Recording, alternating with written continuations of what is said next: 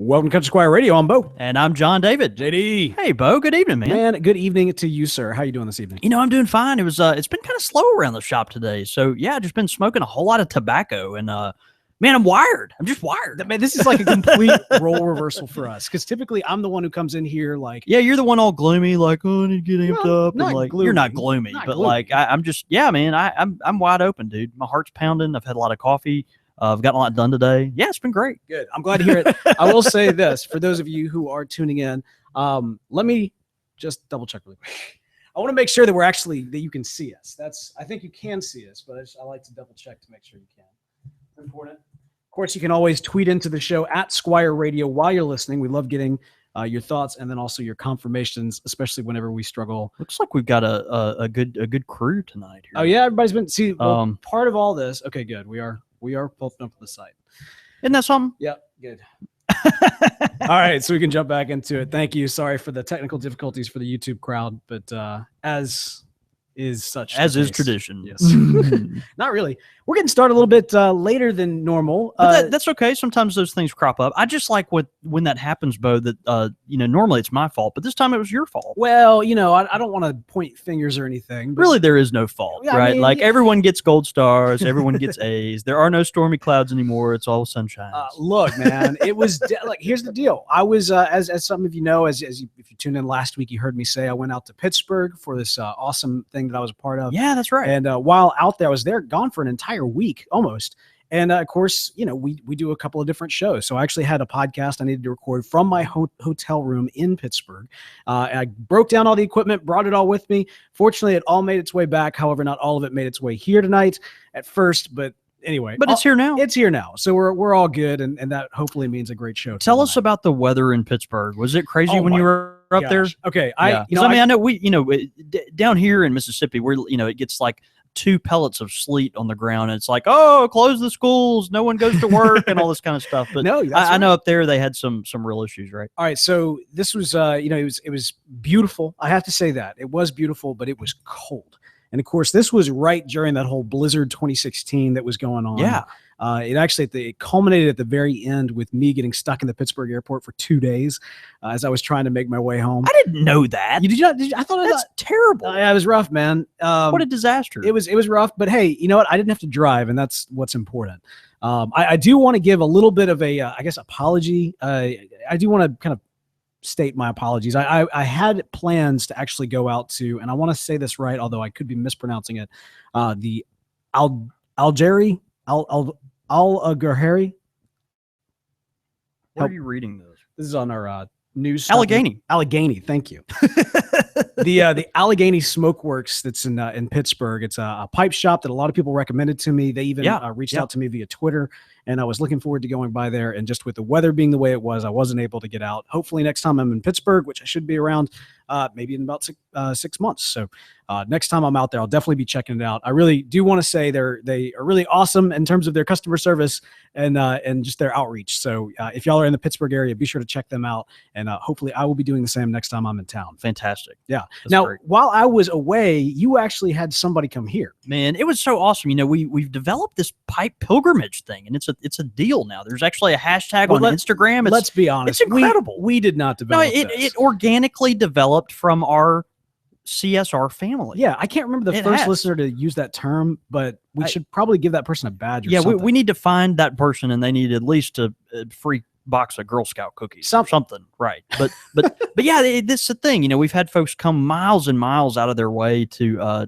come see us here in Jackson at the Country Squire. And man, our friend Matthew Butler from Michigan decided he was on his way down, Michigan. He was going to Houston, Texas, actually. Wow. Really interesting. He was going on his way to get on a cruise to work a cruise as a sign language interpreter. Wow. Now, isn't that sweet? Yeah. Man. And I was like, man, it's such a fascinating deal. Yeah. So, but anyway, Matthew took several hours out of his way just to come here to Jackson to see us here at the Squire. That's incredible. So, yeah, it was really exciting. We got to spend pretty much a whole day together. It was great. But Matthew's interesting guy. We smoked a lot of tobacco together, compared a lot of notes. He's a tends to smoke kind of like me, a little bit of everything. Would probably lean towards the English blends and Latakias, but yeah. Anyways, just really, really thoughtful dude. I was really glad to hang out with him. And I tell you what, he hooked me up with some swag. What? That I'm sure was meant for both of us. No. But I want to share this.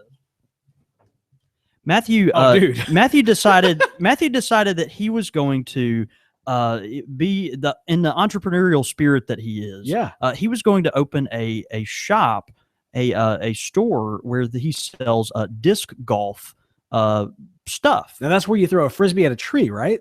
What did you have? Something like that. But I've actually never played disc golf. But imagine a golf course, okay? But instead of clubs and golf balls, you've got frisbees. Yeah, basically something that looks like a frisbee. I say this as a joke because I'm looking at what you got in your hands. This is clearly meant for like legit. No, the frisbee goes. I want to say like the chain thing that it goes into. No. That's the thing. It's like it's like a basket that basically works as a golf, as a hole on a green or something. Right. But anyway, his company's name is Disc King, and you can go to his website at disc-king.com, and he was just kind enough to hook us up with some discs. These, you look at them, the novice eye would look at these and assume all these were just frisbees and they all look exactly the same. But if you pay attention to them, one of them is very thin, so that's kind of like your if you're playing golf, that'd be kind of like your driver. Okay. And then you've got another that's a little thicker. That might be like maybe an iron or a pitching wedge or something. And then you've got your putter, which is real durable. But it's not going to go very far. It's one of those that's going to kind of get you on the green and on into the hole. So anyway, I thought that was so cool, man. That's it's just awesome. man. And he said like people smoke their pipes and play disc golf. That's incredible. Why don't we Isn't do that cool? We should do that. I don't know. We actually do have a disc golf course in it's just between right the down the shop street. and the house. Yeah, just right down the street. Man, we got to make that happen. And you can drink beer while you're doing it. Yeah. He said also people smoke other things sometimes, but he doesn't discourage or encourage that. That's a choice of to each their own. On the other hand, we don't endorse that, but yeah, man, this is awesome. This is great. This is so cool. Anyway, I thought that was great. Yeah, Matthew, thanks for coming by, brother. And yeah, it was a lot of fun to be able to connect. And man, I look forward to trying out some disc golf. Absolutely. I thought that's sweet.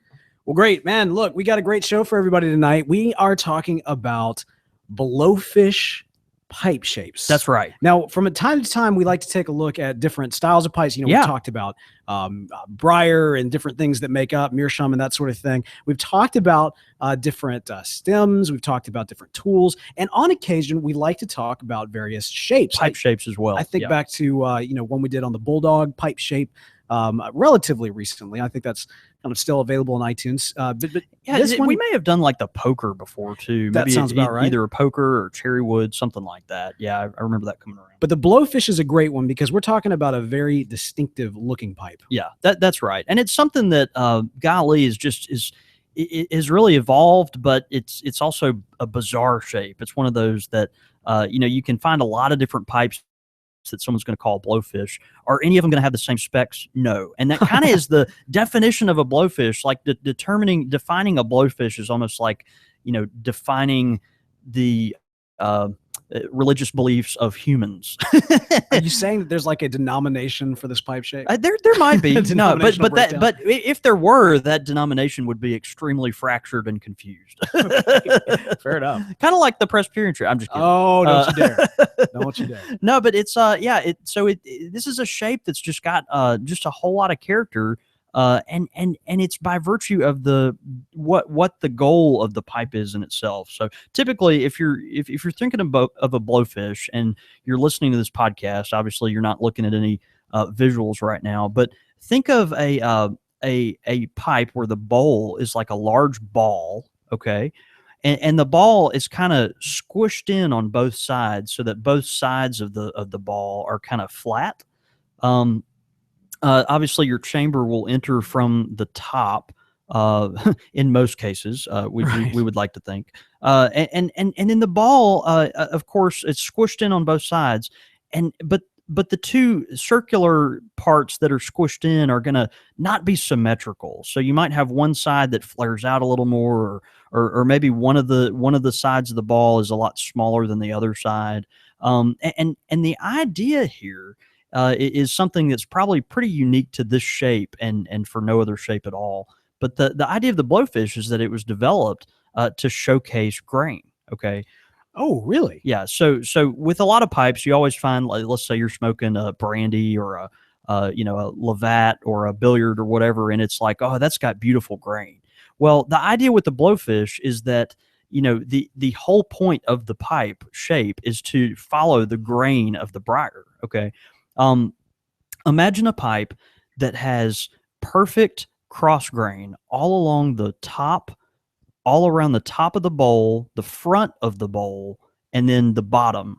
But then the sides are completely 100% covered in bird's eye grain. Okay. So imagine, this is really for your bird's eye grain lover. And we've talked about the grain breakdown in the past. And we have specifically these terms. We sure have. Yeah. So you've got cross grain, you've got straight grain, you've got bird's eye grain and flame grain, just a variety of different kinds. But imagine your bird's eye grain all along the sides of this pipe. Okay. And so, if you're thinking about a large, bold pipe that's got flat sides on both the sides from where you've kind of squished that ball in, the idea is, because the pipe, it has so much, you might call it like a canvas along the side to really showcase whatever you're going to put on that side is going to be really the centerpiece of the art for that pipe. Right. Well, imagine that entire pipe is just tight bird's eye grain. And so think of it like this, and it's kind of hard to describe, but picture this. Like, if you're carving a pipe, you're not going into this particular pipe with necessarily a shape idea. You're going into it thinking, okay, every single bit of this side of the pipe is going to be bird's eye. Okay. And so I'm going to stop carving the side of the pipe wherever the bird's eye stops. Does that make sense? Yeah, I'm following you. So you're gonna carve only as far as the bird's eye will let you go on this side of the pipe, and then you're gonna stop.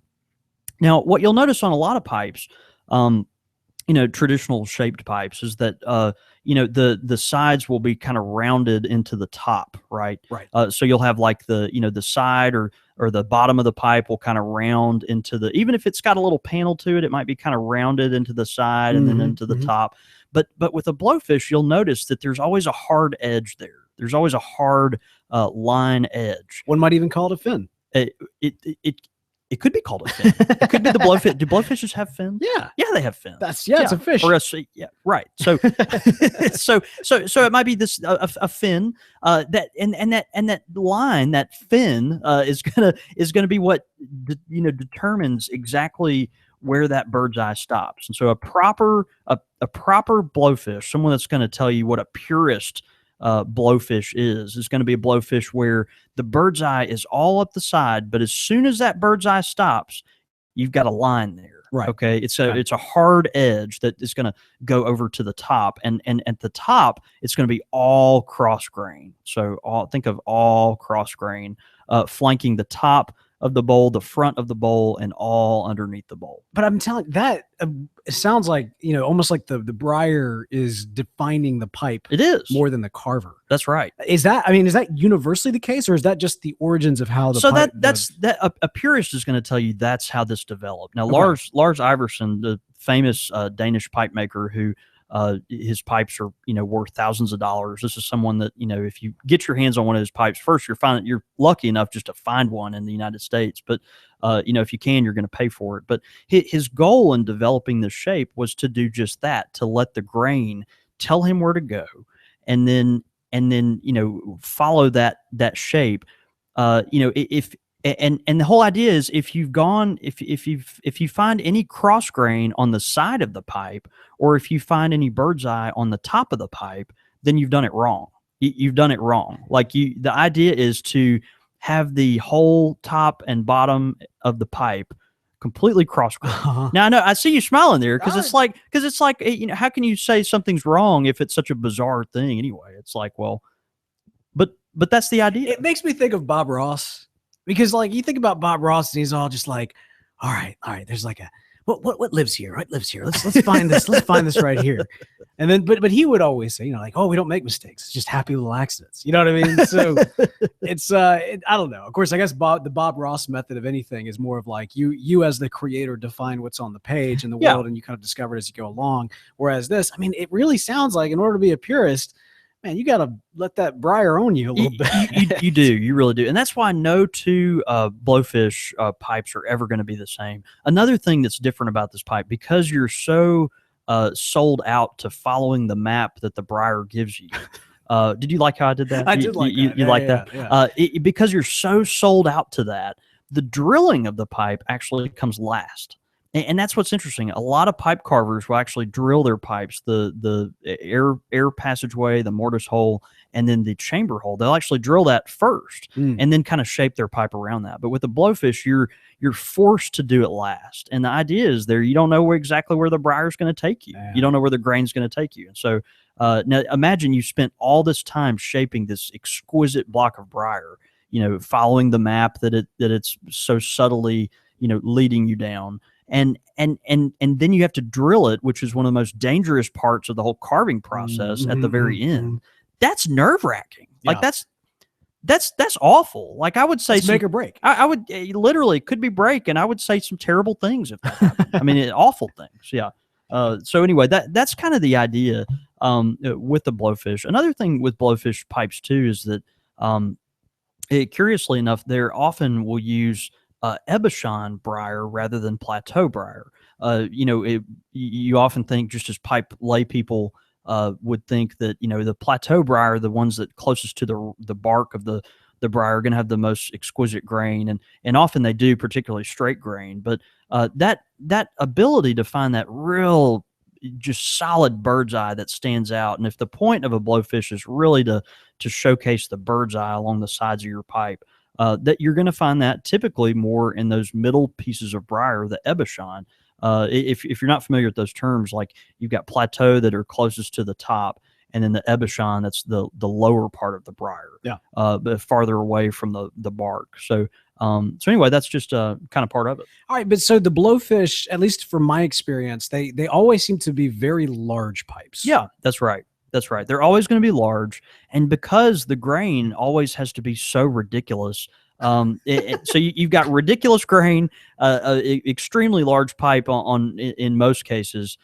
You're almost always talking about a very expensive pipe, right? Yeah, right. You've never seen like it here in the shop where our wall pipes are kind of our entry level pipes. People come in, they're like, "Hey, I want to start smoking a pipe. I don't know if I want to spend $100 on a pipe yet, but kind of point me to your value pipe, show them on the wall." There are no wall pipes in our shop that are Blowfish. Right. It's just not going to happen. It's not going to be a basket pipe you're going to find. Now, what's interesting, of course, I've talked so much about grain, right? So much about grain. Obviously, you're going to find sandblasted Blowfish, right? So if you've sandblasted a Blowfish, what does that mean? Does it mean you haven't followed the grain? Well, yes and no. I mean, a lot of times when you sandblast something, you can still see the grain, and it even brings it out in a way that you might not recognize before. We've had this discussion before that some people actually sandblast a certain method just to showcase grain that might not be visible there when it's a smooth pipe. Right. Yeah, I actually got put in my place by a few people that really believe that. Yeah, I was kind of siding with them. And since then, I appreciate their views. But that's all you have to say. And that's all I have to say. But you've got a pipe here, obviously, that you can sandblast to get some of the grain to come out in a different way than it would when it's smooth. But then also, because Blowfish pipes are so bizarre, and they've got that big ball that kind of is squashed on both sides look generally, just by virtue of following the grain, a lot of folks have taken that kind of shape and size, and they've just said, you know what, we're just going to call this a Blowfish regardless of the grain at all. And so they've done that, and they've made some beautiful pipes that some machine made, some handmade. But then they've sandblasted these pipes, and they're beautiful pipes. But I think a purist is going to tell you the point of the Blowfish is going to be to really focus on the grain. To me, I'm not a purist, right? So I mean, and I'm not either. I think our listeners know, both of us well know. Yeah, we're not necessarily snobs from that standpoint, right? But I love that it has an origin story so focused on getting to kind of the core of the briar. Yeah. But I'm also extremely comfortable with the idea that that origin story has designed and developed a natural shape, even if the pipe isn't that individual pipe isn't defined by the particular briar. You nailed it. Yeah. So from that standpoint, you almost have these scales of what kind of blowfish you might be looking for. If you want just that exquisite, just prime, perfect, getting back to the briar blowfish pipe, then you've got that, and they come with a price point, right? Or if you just like the shape and the style, which is totally fine to just like that. That's right. More so than the actual grain, then you've got that for a little bit less money, but still absolutely a huge chunk of briar. Yeah, it's a big piece of wood. Yeah. And actually morta too. There's some morta pipes that would there are that would consider, they call themselves blowfish pipes, but they're morta, and so the grain is just a totally different ball game in that sphere completely. So you've got a lot of variations on it, but that's kind of the story behind the blowfish pipe. I tell you, there's some beautiful machine-made blowfish pipes now. Our friends at Briarworks, Todd Johnson, there in Briarworks, along with our friend Pete Prevost, a good friend of the shop and of Country Car Radio, they have designed a machine-made blowfish pipe. Is that right? And it's stunning. It's absolutely gorgeous. I mean, and they say they guard the secret of how they make that pipe so dramatically. I can only imagine. But this is a pipe that is just, you don't even know in your mind how on earth it could be machined that way. Yeah. But it's a incredibly gorgeous pipe, and holding one is a real treat. But and there again, in some way, they're able to get all those sides flanked with the bird's eye, and then again cross grain on the top and bottom. It's really, really sharp. That's awesome. Man, Briarworks too, great company. They've it does not surprise me that they've done some innovative things in terms of machine-made pipes. Oh man, absolutely. Yeah, I agree. So I mean, blowfish, anything else? Would you ever find one swimming around the sea? I don't know. Maybe the pipe sea. The pipe sea. The pipe. Maybe the tobacco. Maybe the tobacco sea. Do you actually own a blowfish? I don't own a blowfish, and I'm kind of we've talked about this before. Like I've kind of gotten to the point in my pipe collecting, like it's hard for me to pull the trigger on a pipe if I don't envision myself smoking it. You envision yourself smoking a lot of pipes, sir. And I do. I have seen you pull the trigger. No, I do. It's kind of terrifying actually how many pipes I own. But, it's one that I haven't added it to my collection yet. I probably will at some point. It's on the list. But it's one of those pipes that it's going to be a big pipe, which I'm not really used to. It's very asymmetrical, which I prefer a symmetrical shaped pipe, something in my hand that feels very balanced on both sides, and the whole point of a blowfish is to not be that. So I just don't own one yet, but someday we'll probably take the plunge. Well, hopefully we get some listeners to actually send in some pictures of their blowfish. So if you've got one, tweet it into us. We love actually seeing tweets in from people showcasing their pipes. Yes, we do. Couple of episodes we've actually been showcasing some pipes from Missouri Meerschaum and asking you guys to actually tweet pictures of the individual pipe that we actually focus on the episode or feature in the episode. This week's episode is actually brought to us by the Missouri Meerschaum Mark Twain. Now you've actually got some right here, which is great. Yeah, we're proud to sell Mark Twain Missouri Meerschaum pipes in our shop here. It's a classic Dublin shaped pipe, and so you've got imagine your corn cob that's been kind of tapered at the bottom, taller at the top, and then it's got a hardwood insert on the side for the shank. And with a nice mouthpiece there. So these do take the cotton filters that you just expect from Missouri Meerschaum. A lot of folks actually have started replacing these with the balsa filters if they want to, which is kind of nice. I feel like if you're smoking a Mark Twain, though, you got to have a little cotton. I think there's probably a little cotton that is it's appropriate. Look, it's great. This is actually part of their Hannibal collection pipe series, which also includes the Huck Finn and the Tom Sawyer. Oh yeah. The idea, of course, is a nice big bowl so you can pack it up and you can be floating down the Mississippi while you're enjoying your pipe tobacco and your Mark Twain. That's right. Isn't that beautiful? I love it. It's a house favorite. So here's what we want you to do. If you're listening and you actually own a Mark Twain, be sure to smoke it this week. Take a picture, tweet it into us. We'll retweet it out. We love retweeting those from you guys. And we love the good folks at Missouri Meerschaum for helping make this podcast happen. I love these pictures of Bob Ross that are tweeting in. I didn't know if we should wait and share that out when we got to the listener feedback or not. But is that Wes? Is that your tattoo?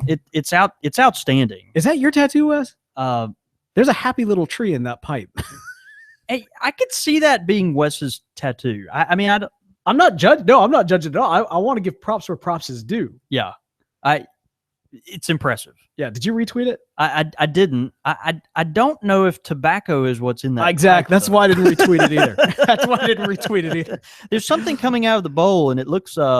It's a happy little tree. It looks. It's but a he is happy smoking little tree. a happy little tree. It's a happy little tree that will probably make you very happy.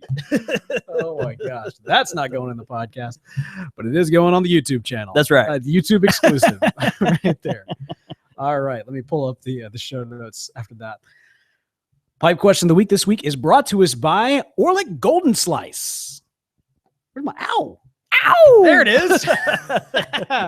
Man, okay, here's a little tobacco trivia for you, man. So Orlick Golden Slice, we've talked about it the last couple of episodes, actually originated in July of 1958. Okay. It was originally a very slow start in terms of actually people buying it, but is today one of the best-selling pipe tobaccos in Denmark. Yeah. Now, here is your tobacco trivia. Okay.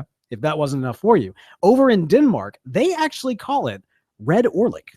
See, this amazes me. Like I can't imagine it being called anything else. And Orlick Golden Slice is so profound. Like even when people come in, they say, "Do you have Orlick? Do you have Orlick?" Like, you know, you just think of it as being the only Orlick, right? Because it's just Orlick. But but you know, the Red Orlick, I love that idea. I kind of want to call it Red Orlick, man. But here in the States, it's the Golden Slice. I have a feeling you're about to make a change. It's good stuff. It's so great. I almost had a revolt on my hands this week at the shop because I ran out of Orlick Golden Slice here at our shop, and so you know we've constantly got folks coming in and asking for it.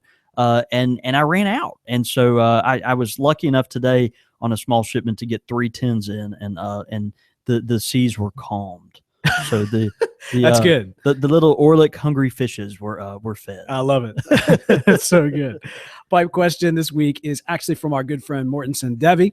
Morton, of course, you know we've been covering through his quick fire questions. We've got more of his actually later in the show. But he does have a legitimate pipe question this week, and it's about pipes burning hot. Okay. He says, why does it get scorching, and what can you do about it? Is there a trick other than just slowly puffing? Now, this is something that especially newcomers to the pipe can really kind of empathize with. As you're smoking your pipe, you're enjoying it, but man, that bowl can get really hot. Yeah, it is a function of tobacco. It is a function of, you know, your cadence in puffing. I love that word cadence when talking about puffing. You haven't said cadence in a while. Yeah, that's such a good word though to describe your rhythm of puffing. It takes that certain, you know, there's slowness, and then there's, you know, at points where you have to be more quick and deliberate and stronger. So anyway, all that to say, like your cadence and the tobacco are key, but also that piece of briar is extremely important on how, you know, hot or cold it's going to smoke. I'm telling you, like some pipes, I've seen pipes walk in the shop that, you know, are, you know, $35, $40 wall pipes, you know, and these pipes smoke just on the outside of the bowl, just as cool and just as, you know, solid as anything. And I don't, and a lot of times they'll even, you know, there'll be smooth pipes, there'll be sandblasted pipes. You've got, you know, but a lot of times it's the grain.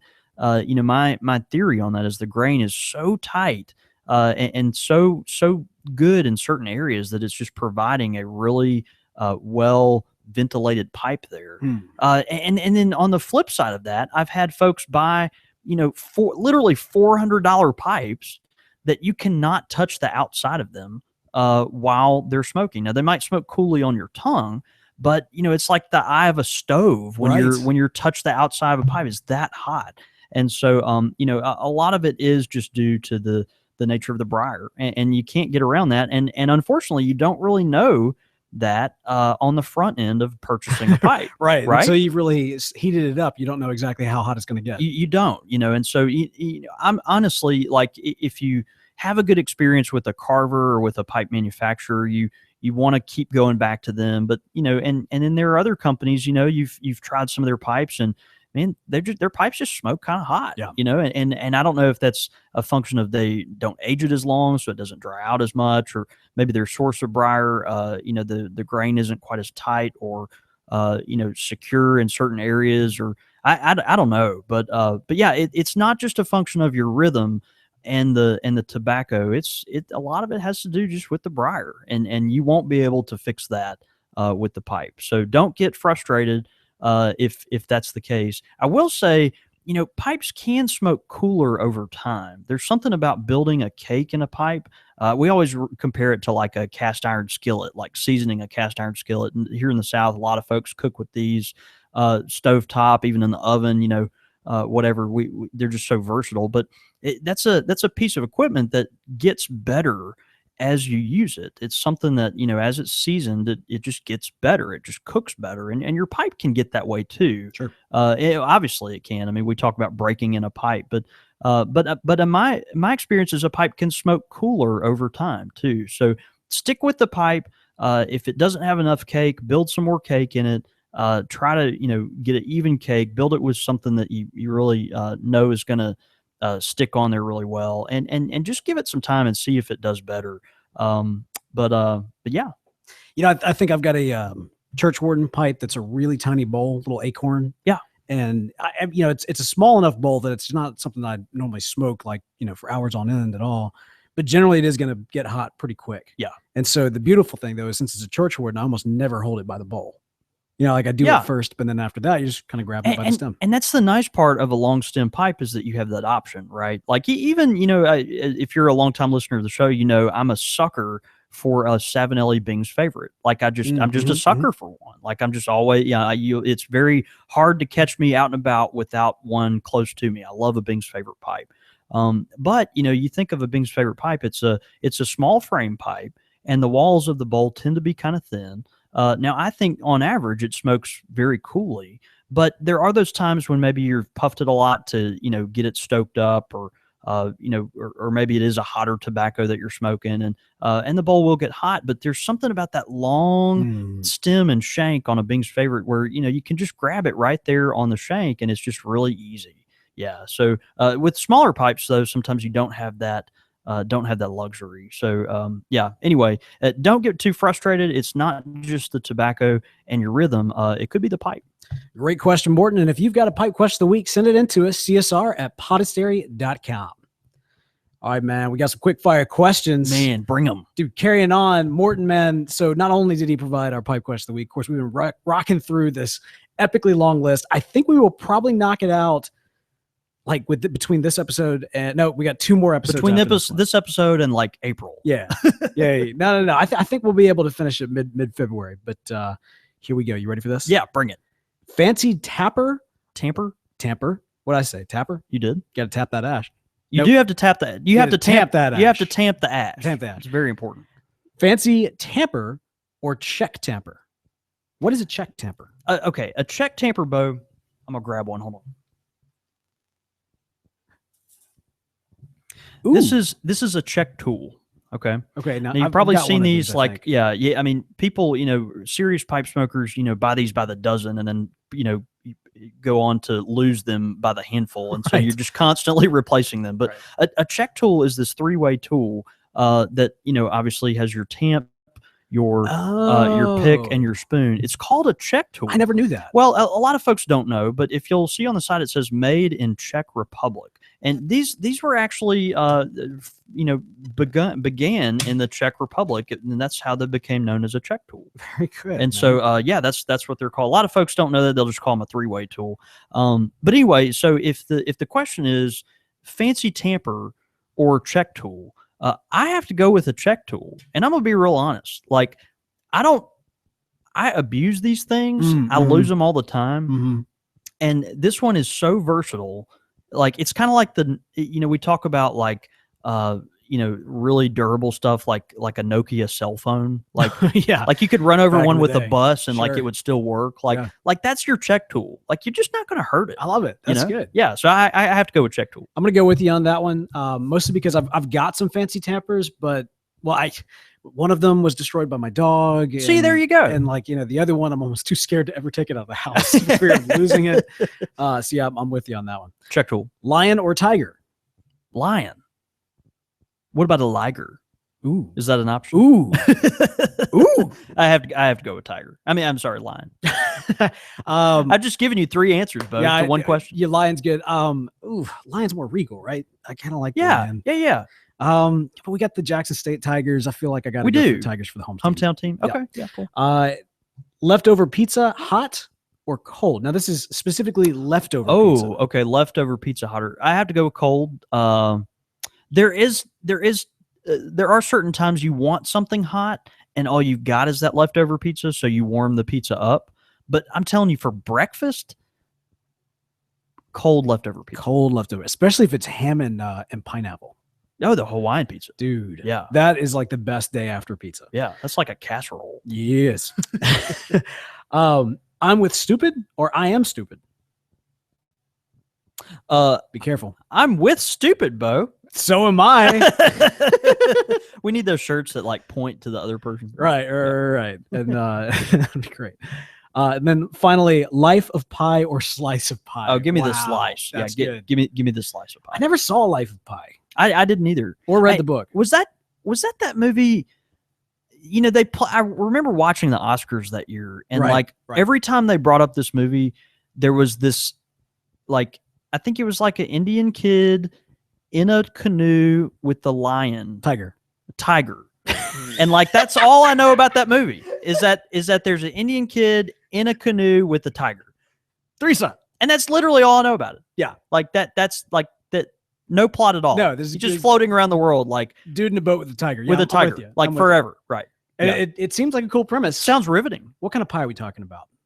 If it's pecan pie, I'm going with pecan pie. But if it's like blueberry pie, then I'll probably watch The Life of Pi. I will take pie any day over the week over The Life of Pi. Fair enough. Wow. Not a ringing endorsement for The Life of Pi. However, a huge ringing endorsement for pie. Look, I'm all about pie. Look, have you ever seen what was it? Stranger Than Fiction? Yeah, great movie. Yeah, really good movie. There's that scene where what's the guy actor?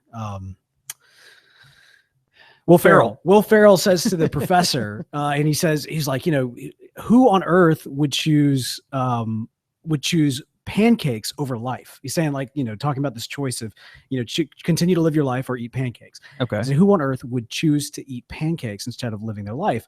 He says, I don't think you're taking into consideration the type of life being lived and the quality of the pancakes. I'm saying, man, those are serious questions. That's a good I mean, right. That's great, man. All right, listener feedback this week comes into us from all of you guys. We got some great listener feedback. Man, really good stuff. Yeah, good stuff. First one is from Facebook, from Parker Brunson. He says, I had a great idea for an episode/discussion. I think it would be cool to explore some of the classic pipe tobaccos that our grandfathers would have smoked. Blends such as Prince Albert, Carter Hall, Half and Half, Sir Walter Riley, have been around since the Stone Age, it seems. Mm-hmm. It would be cool to discuss the history of some of these blends and how they have survived through the decades. Which ones are worth trying, etc.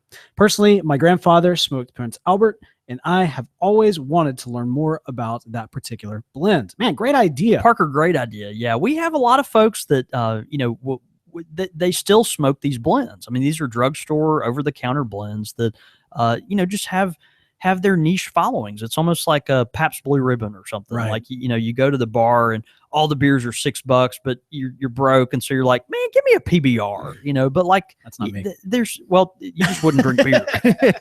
You just ask for ice water and eat the free chips. But, when you ask for PBR, you're basically asking for ice water anyway. Well, okay. But look, you've got folks that there's something, it's not just a nostalgia thing either. It's people love those tobaccos. So yeah, Parker, I think that's a great idea. We'll have to get on that. All right, next one from iTunes. Yeah, our next one comes on iTunes from Jay Griffin. He says, it doesn't get any better than this. Well, okay, that's a lie. Sitting at the Country Squire with these guys would be better. Living away from the shop that I love, this lets me keep a connection to what it feels like to be there. What is great about the podcast is that even though I can learn new things after 14 years of smoking a pipe, this podcast is about so much more. Listening is not only a great look into the world of pipes and tobacco, but it also feels like sitting down and smoking a pipe while talking with two of your best pipe smoking friends. I'm blushing here as I'm reading this. If you aren't a listener but love pipe smoking and the culture around it, what are you waiting for? Man, Justin in Vermont on iTunes. That's great. Thank you so much, bro. Wow. It's always really good to hear from you, buddy. That's awesome. And finally, we've got a comment from the YouTube channel. It's from I'm a Wrench, who says, love my 2 Cobbett pipes and my 2 Country Gentleman pipes are some of the best smokes in my collection. Loves them. You fellas need to get some better glassware, referring to, of course, when we did our Squire Select episode out of our, what were we drinking out of? I'm sure it was a solo cup like or something. Plastic cups or something. It's a disaster. Yeah. Better glasses for the liquid goodness. I was afraid you were going to drop a soda straw in there. Not a huge sushi fan, but I can attest to fantastic sushi here in Des Moines, Iowa. It's called Des Moines. That's what I said, right? Des Moines. Sure. Hey, you called a lion a tiger, and then you called a tiger a lion. So I there's the liger too. These are all options. You finished just saying tapas for me every time. Sure, enjoy the time in the shop. Take care, guys. Steven. Man, thanks so much, Steven. That's so good. I knew we were gonna get a little bit of flack from that. There's no good sushi in Iowa. No, I mean that. I still stand by it, actually. I think it's great, Steven, that you've heard that there's good sushi in Iowa. That does not necessarily justify or stamp down that there is good sushi in Iowa. Okay, but Bo and I live 3 hours from the ocean. Okay, we're in Jackson, Mississippi, which is about 3 hours from the Gulf of Mexico. This is correct. And Bo, I will eat oysters in Jackson. Bo will not eat oysters in Jackson. Okay, like we're still like trucks come from the coast to Jackson literally every day to supply certain restaurants in Jackson. And Bo still would not eat the oysters here. You don't know that they're Gulf oysters? You don't know that? Yeah, they might be them Pearl River oysters. I'm just saying, man. Man, they dug them oysters out the Boga Chitty in Scott County. You got to be careful. You got to be careful. Well, great feedback, guys. We really appreciate this, and have been loving getting some more iTunes reviews in from you that are out there writing us iTunes reviews. It's really great. Even those of you who are actually just tuning in for the YouTube channel. If you haven't headed over to iTunes or written us a review, now is the time to do it. We would love for you to do that. Also, we love getting your emails, your Facebook messages, your tweets, all of that good stuff, which you can, of course, continue to do if you go to facebook.com/Country Squire Radio or follow us on Twitter @Squire Radio. You can also follow us individually. I'm at The Real Bo York. I'm at John David Cole, and you can get us at the shop at _Country Squire. All of that information and more can be found at Country Squire Radio, where you can tune in. CountrySquireRadio.com, where you can tune in live every single Monday night at 6:30 p.m. Central. That's 4:30 Pacific, 7:30 Eastern. And man, it has been a great show tonight. Had a lot of fun, man. Yeah. We do have some feedback that yes, PBR is for broke college kids and hipsters. Our friend Raffy says that. Why is it for hipsters? Wait, it's just, I don't know. It's a thing. This is a thing. No, when I was in New York, it wasn't PBR, but it was like a PBR-like beer. They charged like $12 for this thing. They cracked open this beer, and then they poured like Tabasco sauce on it and some bitters. That's foul. And they gave it to you. And they like charged you like $12 for it. Someone should be drawn and quartered for that. That's bad. It's crazy. And it tasted pretty good, but not $12 worth. Insane. Oh, we're closing out the show. I'm trying to think of it. Yeah, hold on. We got the Bob Ross. Yeah. And Hocker also says a check tool is to a pipe guy what a Swiss Army knife is to MacGyver. So imagine like with a check tool, you've basically you can do anything from like cure cancer to murder someone to tamp your pipe. Let's stick with the cure cancer section as opposed to the murdering. Yeah, they're kind of complete opposites. Yeah. All right, man. Well, let's go have a night. Yeah, see you, brother. Thanks everybody for tuning in. No, it was kind of crazy getting everything started off tonight. So those of you who stuck with us, y'all are awesome, and we will see you next week. Yep. See you soon, y'all. Bye.